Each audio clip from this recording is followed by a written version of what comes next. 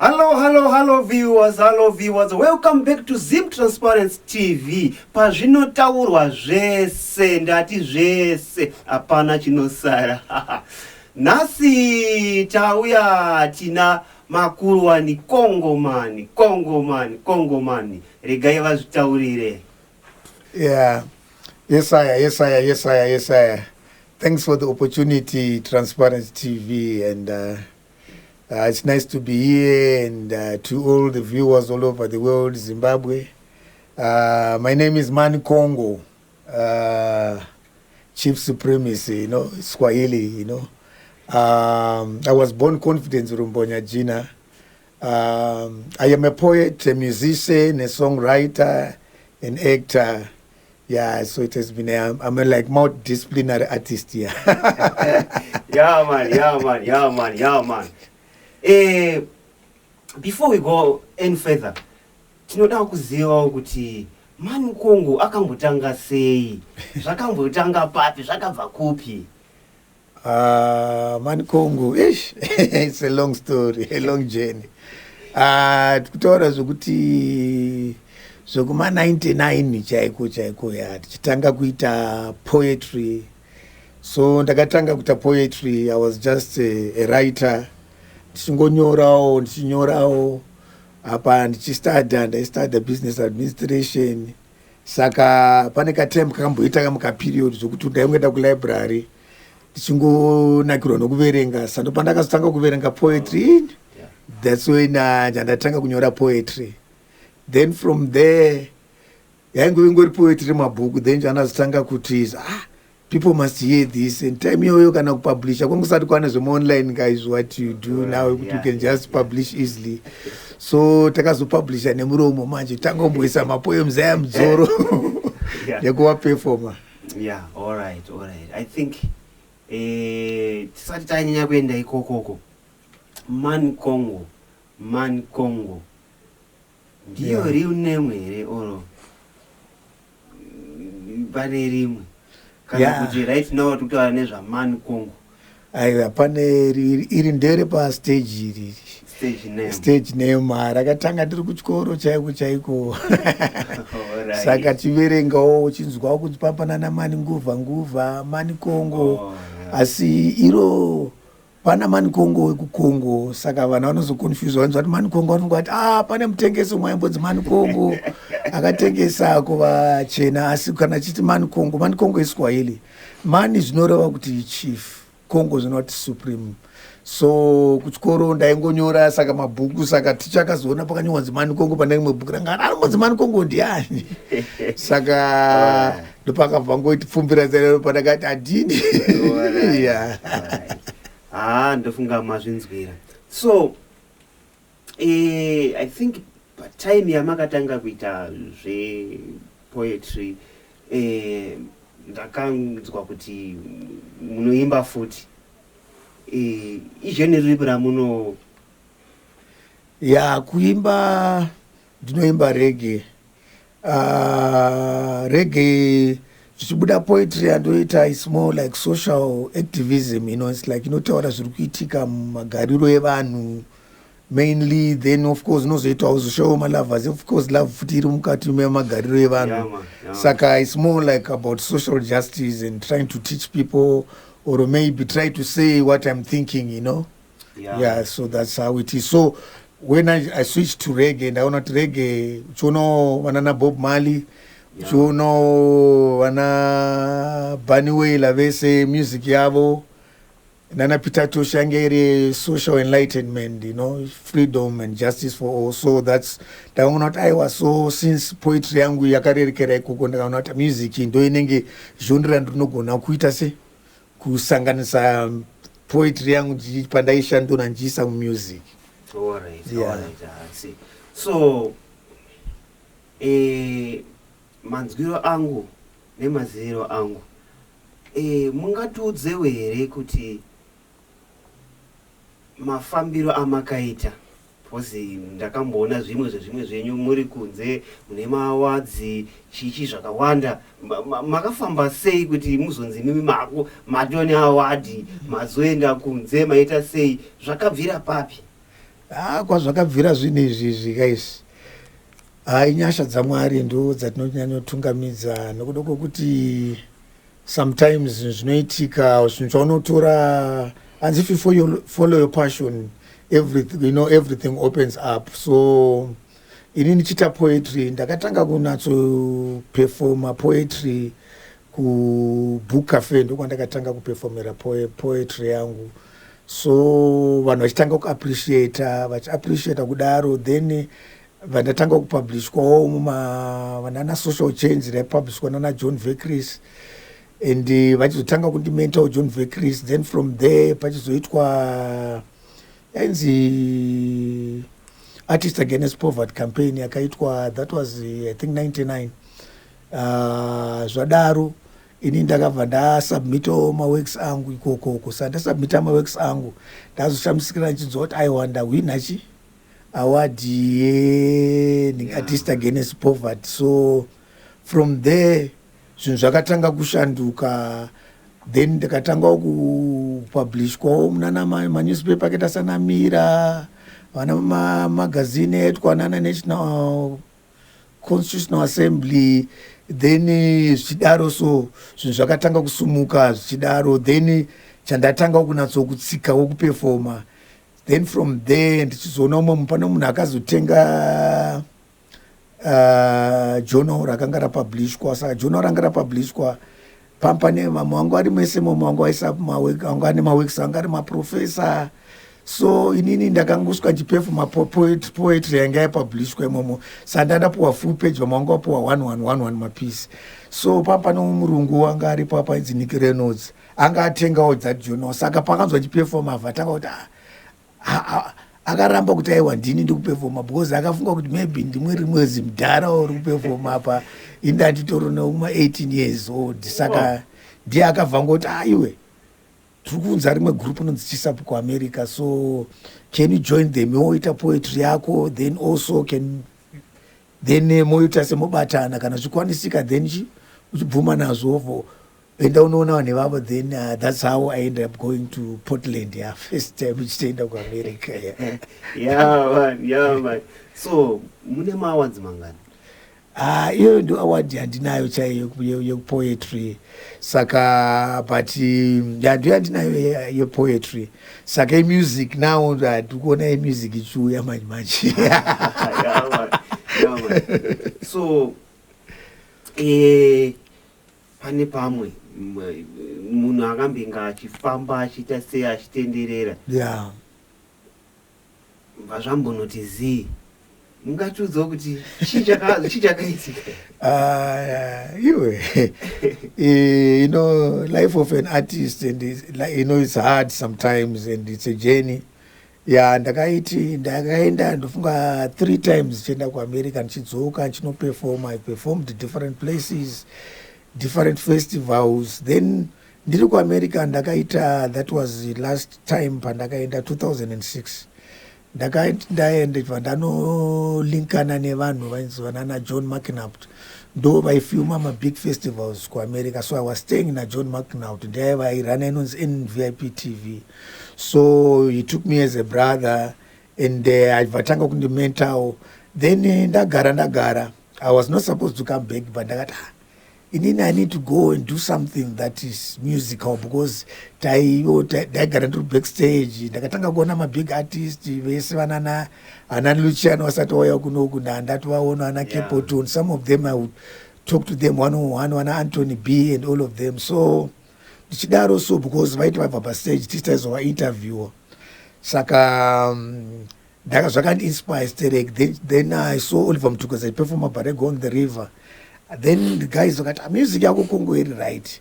Then I just thought, let me go back to Zimbabwe and start a band, and then I can go back to the States. Then I bought equipment. Ndatenga equipment jibva yauya muno muZimbabwe. Equipment yacho yanga iri top of the range, and yaiti dure. But ndazosvikawo kunoko pakaita dambudziko rekuti uchisvika kunoku, sometimes you don't know the environment inenge iripo, especially wajaira culture yeartist unenge uri open to everyone. then ndakazonawo manager ndakaonawo ainzi Geraldine Moyo anga ari muchena.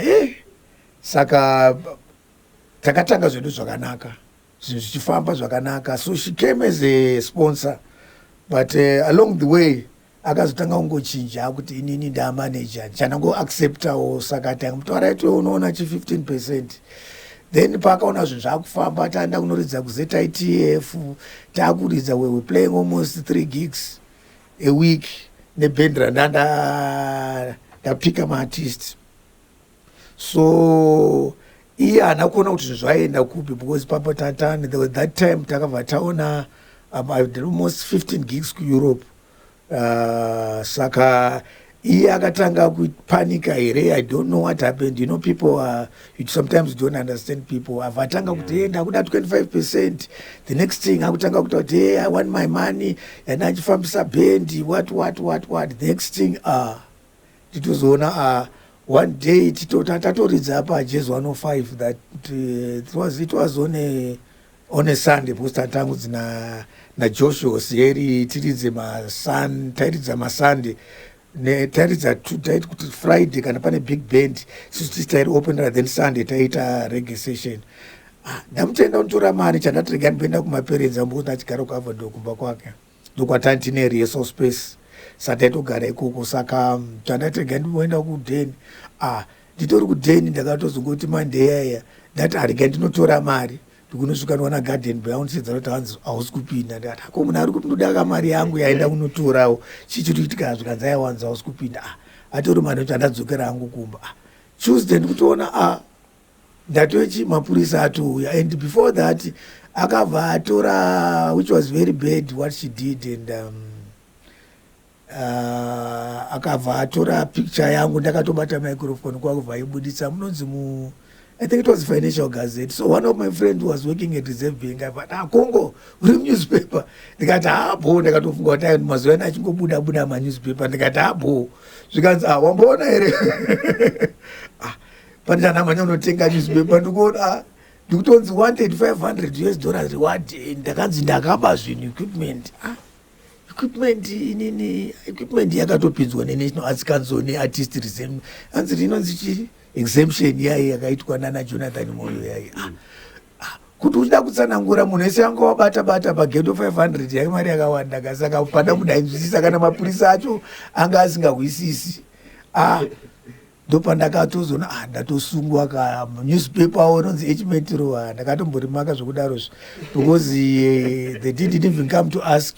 Vakatanga kupublisha zvavaipublisha and they don't even know the story. Vaiti ndakaba equipment and everything, and just so it kind of broke my heart. And apa tatofamba mamaira because tatakutorova chaizvo. So yeah, ipapo ndofunga vanazhinji vamwe vakachoti vamwe vakainzwa nyaya iyoyo vanotoshamisika kuti chii chakaitika, because ini handisi munhu. I think this is the first time kutotaurawo paTransparent TV apa patichiita. Tati pano zvinotaurwa zviri. All right. So ichiti isusu zvakaitika hamuna kufa. Still alive. Kuti muchine basa. Muchine zvokuita. So ndeapi maartisti amakambo kuti amaishine mastages mukana macollabs. So what happened after that? After that nyaya yapera, so I went ndakaiwina case kuti ndinopuwa zvinhu zvangu. So they refused to give me my things. Then I've appeal ku High Court. So my friends vanga vari kustates vakati Congo, why do you waste much money uchingoramba chikutumira mari kuti uite seuchibhadhara malawyer? Why don't you just come? So ndada kuti ndiende saka pandakati ndotora visa ndiende kustates, that woman ndakatosangana totosvika US embassy, atoripo kuUS embassy. Amene kuti mishonga here kana kuti chii, akutaura kuti munhu nyaya yakazi ati yapera. So then kuUS embassy havana kuti mavisa as such, vakangoti aiwachi you must come back chichichi. So inini it really frustrated me. Ndikati then I went to Botswana. Then Janata let me go to my brother and relax. And then kuBotswana.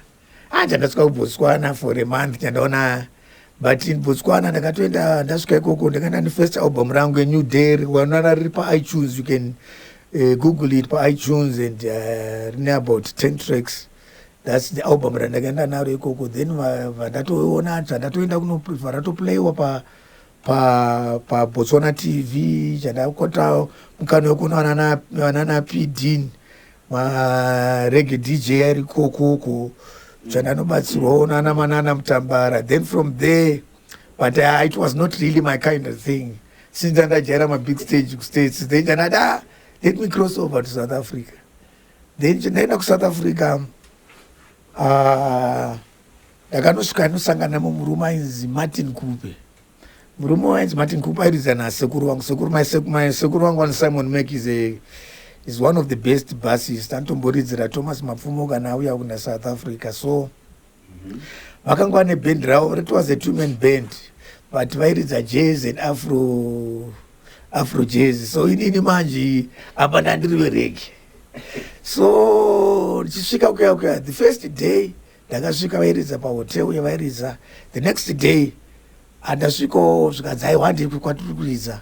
Saka Martin Cooper akambenge ndambosangana naye kuBotswana, so aisaziva kuti ndoita sei ndinoimba. Saka zvikadzi ndakuleza kungu aiwa munhu anoimbawo chimbopa microphone. Saka the owner of the place yavanga vachiridza, that it was on a Saturday, aindoda kutoenda kuUK mangwana acho. Saka chandasvika chandangoti play something reggae. Vabva kuti we've got an artist from Zimbabwe. Chandabata microphone chandashandura zvinhu zvokuti munhu haana kutozoenda kuAmerica. Chandatozopeesa ndaane mainterviews nemamwe mamanager mamabhenzi amwe aiwa. Then that's how things started now. But the thing was, it was very difficult. These guys were playing every Friday, Saturday, Sunday. Vanga vachiridza kwese mabig gigs.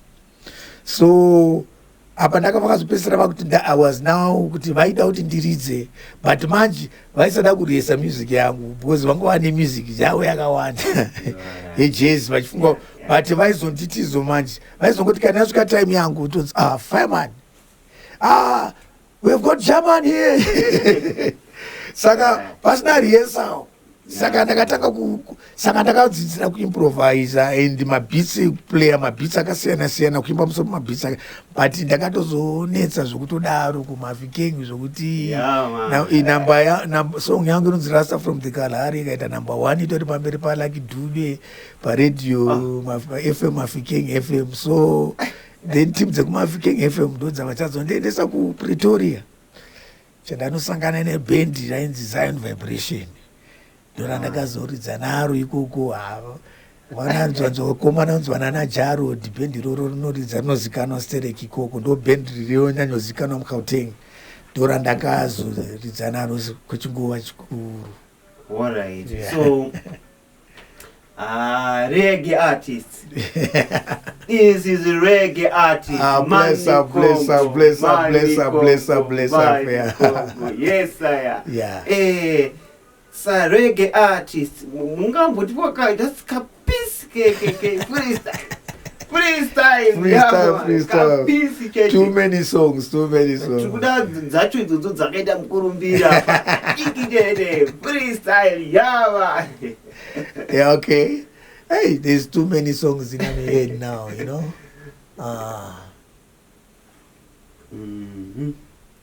Tell me not and I'm on full numbers. Life is but an empty dream, yea. For the soul is dead that with slumbers. Heart sitting on God every. Tell me not, yeah. Yes, I am. The voice of MANIKONGO, yeah. Bless up, yes. Big man. Something liquid, you know. Right. Yeah. All right, MANIKONGO, yeah, man. Bless up, man.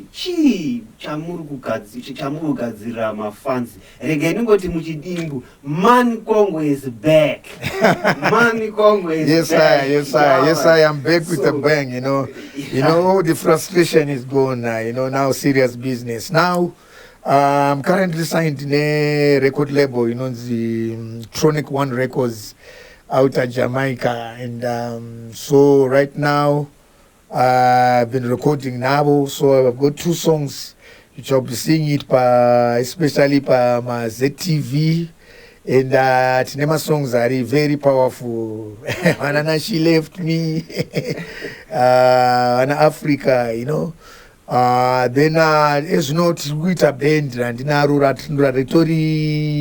Ritori function, so it has been underground, but now but transparent, but Autongo Sweetrase, Kuzuburitsa. So I'm working with Dubs Mustang, the producer. They are going to Simbisa Zakadaro, and Trushanda Chaizo, and we are recording. We're gonna be recording 4 tracks na Dub Mustang and other. Also include anima tracks, anima rhythms and Otimuro of Jamaica, so that we mix the flavor, so that the album that Zimbabwean feel, Jamaican feel, but everything is international, and I'm gonna be touring Zimbabwe international very soon. I wonder where any moto. Very soon. She is such a reggae music in Zimbabwe. Yeah. So guys, Jiva Mkoma MANIKONGO. I think Marans were music zao. Mkawatswaga mnawawana. Yes, I. Vanokutsaga ipapi pavanogona. As you know, vanogona kutsvaga pa Confidence Ruimbo Nyadzina Facebook, but as you know, ndakatanga kuvhura accounts manyowani anonzi MANIKONGO official. MANIKONGO yacho ina MANIKONGO official zvakangobatana kubva kuiCloud kwese YouTube. So those pages are set quite professionally since I've got a new professional team. So but you can also Google MANIKONGO Zim, unaona ma articles zvandakaita, and you can also check MANIKONGO YouTube, uona ma videos too, andakaita reggae music, and unogona kuona zvakawanda zvaunosangana nazvo mashows atangoita tichifamba ipo pasirino. Zimbabwe. This man, Muombe. Alright, don't forget to like, subscribe. Ma comments yenyu tinotoada. Toda kunzwa munoti kudii pamusoro paMANIKONGO ava. Yeah man, Zim Transparency TV. Your big up Ultra Media. Ultra to the world. The men behind the scenes. Big up Ultra.